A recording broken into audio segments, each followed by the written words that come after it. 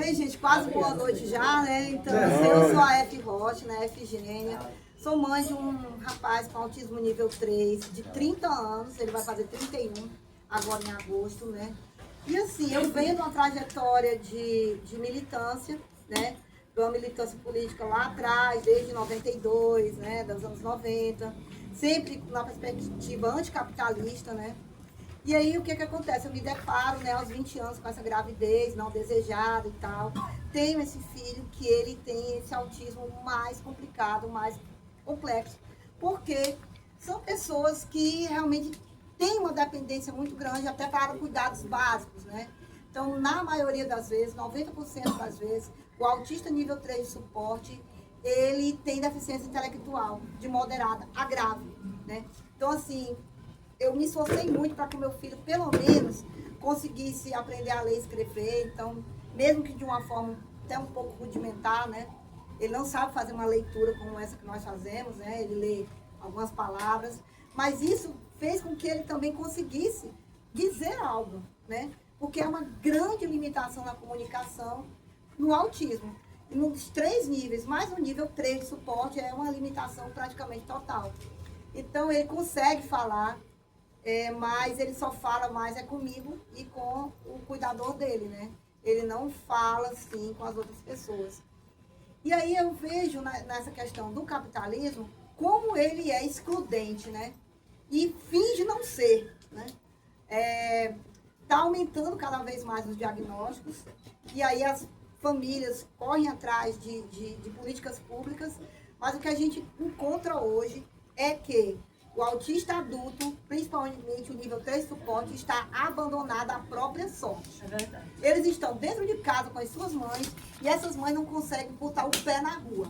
Elas não conseguem fazer nada porque elas precisam cuidar daquela pessoa 24 horas por dia. Então, uma coisa, quando você cuida de um bebê, você pega o bebê, bota no braço e você leva ele para onde você quiser. Você não pode levar uma pessoa de 1,75 m e 80 kg para onde você quiser. Então, elas se limitam àquele espaço de casa. E aí se torna ali um cárcere privado forçado. E é isso que está acontecendo hoje, né? Está acontecendo aqui, está acontecendo no Brasil inteiro, eu não sei se está acontecendo em outras partes do mundo. É uma negligência total Sim. a esses indivíduos, né? Porque eles oferecem um tratamento ali, né? Bem ruim, mas que está dizendo que está tratando, enquanto é criança.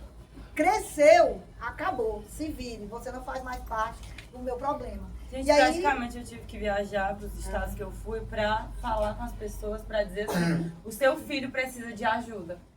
Porque as pessoas também, as pessoas não, também, a família não quer aceitar que o filho é autista, muitas vezes. No interior do estado ainda é pior do que nas capitais, então tem menos recursos. Então existem pessoas que estão confinadas dentro de casa, atrás de grades, né? Sendo tratado feito animal mesmo, só dando ali a comida, limpando. Então, infelizmente, uma coisa que já deveria ter sido, né, abolida da nossa sociedade, que é o enclausuramento de uma pessoa que passa por um transtorno, ainda existe, né? Ainda persiste, né, esse enclausuramento dessas pessoas, né? E aí, como foi que essas pessoas foram incluídas dentro do sistema? Consumidores de remédios. Eles viram ali, rapaz, ali é uma fortuna, vamos vender remédio para esse povo até dizer chega. Então, a mãe leva o filho no psiquiatra, o psiquiatra sai ali com a receita com 4, 5 remédios. Sim, eu tomava 9 por dia antes do meu tratamento ser corrigido por um médico especialista em autismo. Eu tomava 9 por dia. Então, eles colocam, inserem essa pessoa nesse mercado, né, de consumidor de remédio. A indústria farmacêutica nunca ganhou tanto dinheiro como hoje, né? É uma indústria bilionária, trilionária, porque eles querem medicalizar todo mundo. Para que medicalizar todo mundo? Para manter as pessoas restritas ali, né? Paradas. Sem falar. A eu não pessoa conseguia não dar falar. crise. Eu não conseguia falar quando eu tomava Depaquene. As pessoas não têm crise, meu filho tomou, não se deu bem. E aí as pessoas vão, para controlar essas crises, eles amarram o indivíduo quimicamente. Nossa certo? Senhora, então, antigamente, se existiam as amarras camisa de força físicas, né? Que seria acorrentar os indivíduos, amarrar os indivíduos, né? Pra quem hoje em trata, dia, eu posso dopar ele até a morte, hoje em dia Nossa é Senhora. dopar o indivíduo, tentar controlar o indivíduo através da medicação. Então, essas pessoas, elas deixam de viver. Elas estão... E aí que entra a luta antifarmacêutica, que é minúscula, né? Tem poucas pessoas que vão dizer assim, eu queria que meu filho parasse de tomar remédio.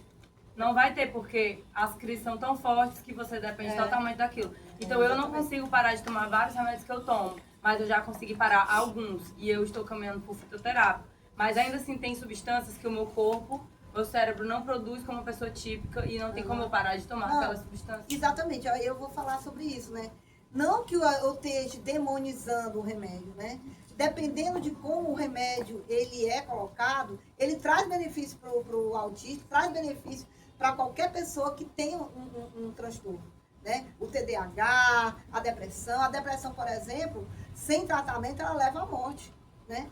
O que acontece é uma super medicalização, uma medicalização além do necessário, né? Então, se o meu filho hoje, ele toma 2 remédios, né? O meu filho era para estar tomando uns 7, 8, 9, como ela está dizendo, né?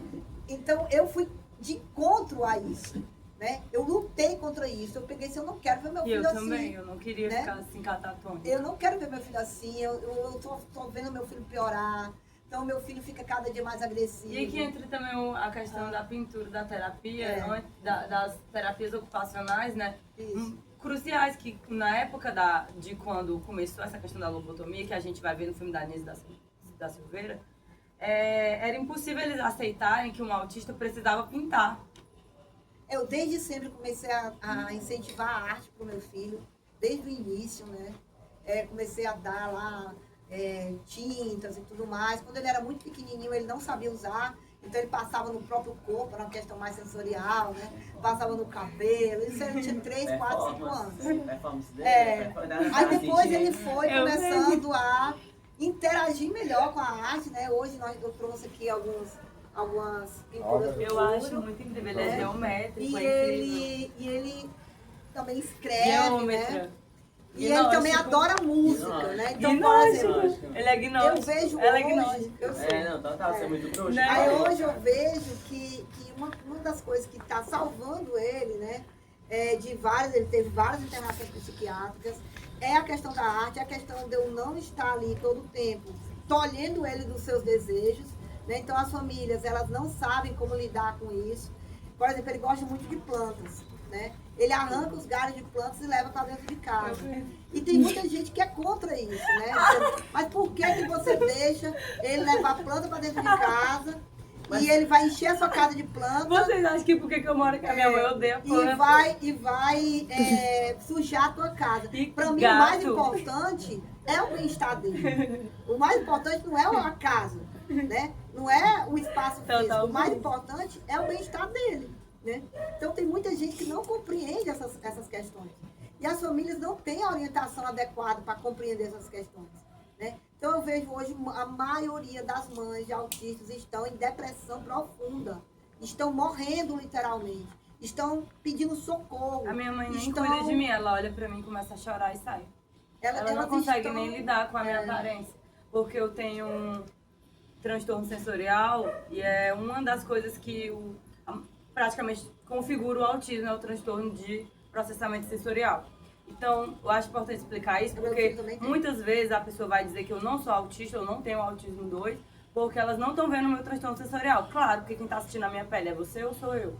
Então, o transtorno sensorial, ele envolve você sentir a sua pele demasiadamente estranha. Tipo, eu não sinto normal as minhas mãos, mesmo se eu sou artista manual. Eu não sinto normal meus olhos, mesmo se eu sou artista visual. Então eu não posso marcar um horário tal, X, de eu bater um ponto. E é incrível, a jornada do horário é tão perfeita que eu trabalhei com CLT e eu tentei trabalhar com ponto eletrônico.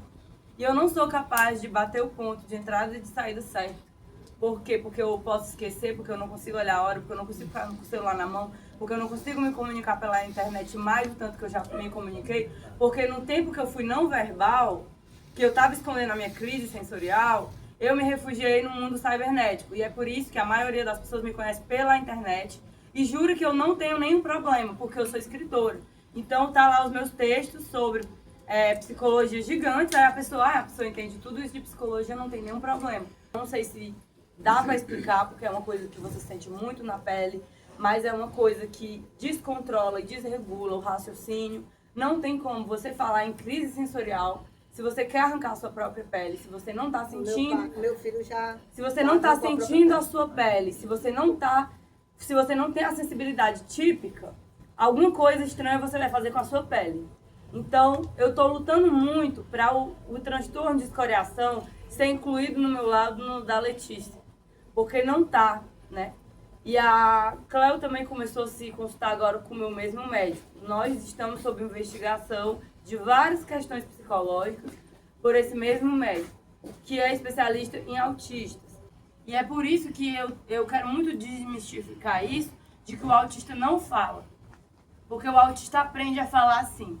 Se uma hora ele tiver acesso a terapias, como eu tive, e o meu hiperfoco foi em linguagem, né? Em filosofia. Eu fui para a faculdade de filosofia. Mas na filosofia eu não falava também, gente. Eu estava lá e eu estava vendo como era injusto, como era difícil, como os PCD queriam sair, né? Se você é PCD, se você é autista e é PCD, o seu nível não é 1. Porque o nível 1 geralmente não precisa do suporte, né? O suporte é muito leve. A pessoa consegue viver até só. Alan Turing era autista e gay, né? E ele foi obrigado, o pai da programação foi obrigado à castração química porque ninguém entendia o autismo. E eu estava falando disso ontem, que ele separava a ervilha do milho. E a seletividade alimentar é outro tópico, já que a gente também tem que entrar. Né? Ela falou uma coisa sobre a questão sensorial.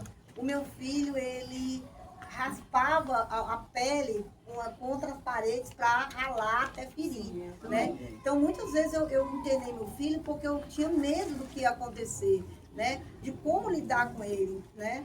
Eu parei de me cortar compulsivamente, sem controle, depois que eu virei tatuadora.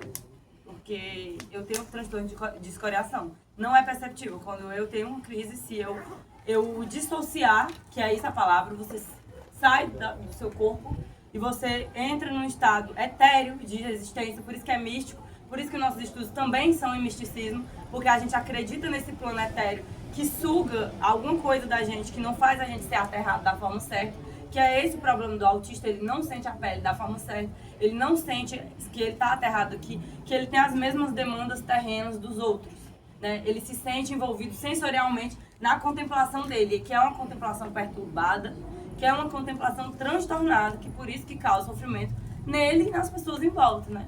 Principalmente, né? Com quem tem empatia, né? Que tá perto.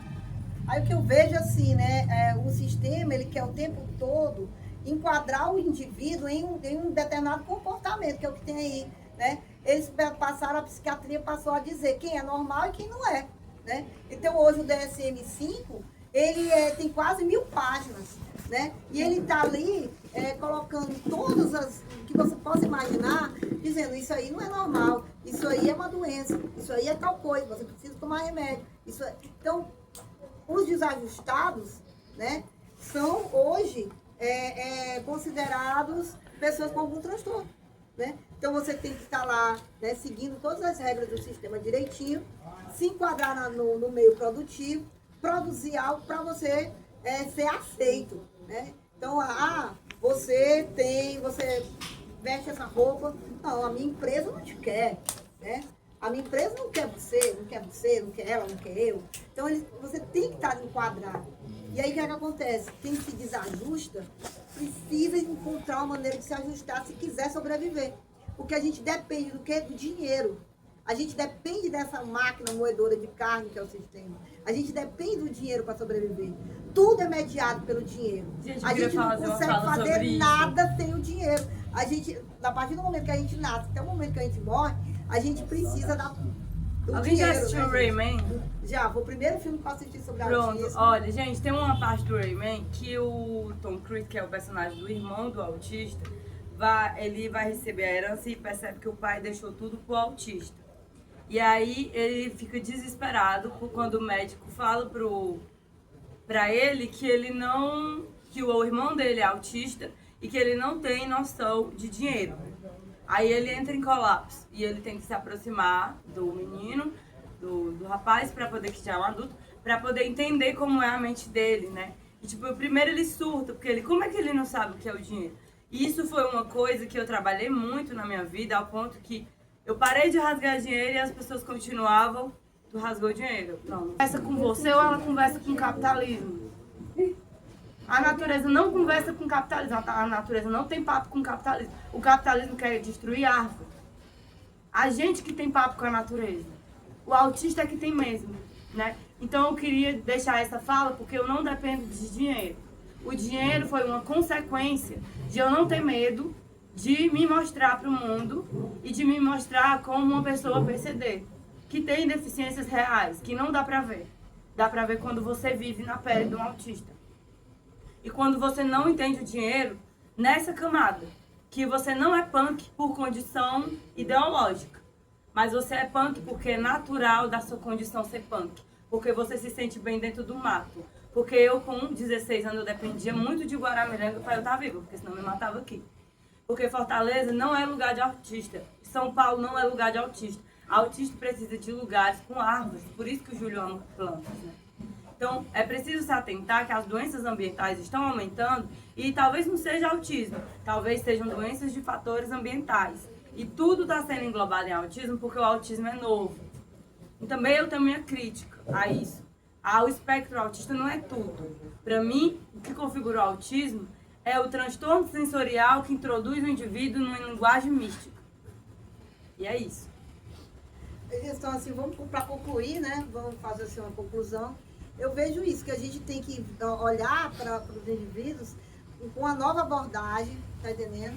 Tentar construir espaços, coletividade como esse daqui, em que acolha as pessoas. O que acontece é que está todo mundo isolado, né? Então, essas mães que estão aí isoladas, desesperadas, sem saber o que fazer, muitas vezes o filho bate, muitas vezes o filho se agride, se autoagride, agride a mãe, porque estão confinados em espaços horríveis, né, dentro das suas casas. Um andarilho de rua, como eu e muita gente que eu conheço. E aí o que acontece? A gente precisa começar a pensar numa nova sociedade, uma sociedade pós-capitalista, em que realmente todas as pessoas sejam incluídas e respeitadas, o que não acontece hoje, né? Hoje as pessoas estão sendo desrespeitadas, hoje as pessoas estão sendo incompreendidas e estão sendo dopadas para poder continuar convivendo dentro da minha casa, tá? E é isso, gente. Vamos lutar para abolir essas categorias que nos oprimem, né? Abolir esse sistema que nos oprime e construir algo realmente, verdadeiramente livre e emancipado. Eu espero que vocês tenham gostado aqui da nossa... Muito bom! Perfeito!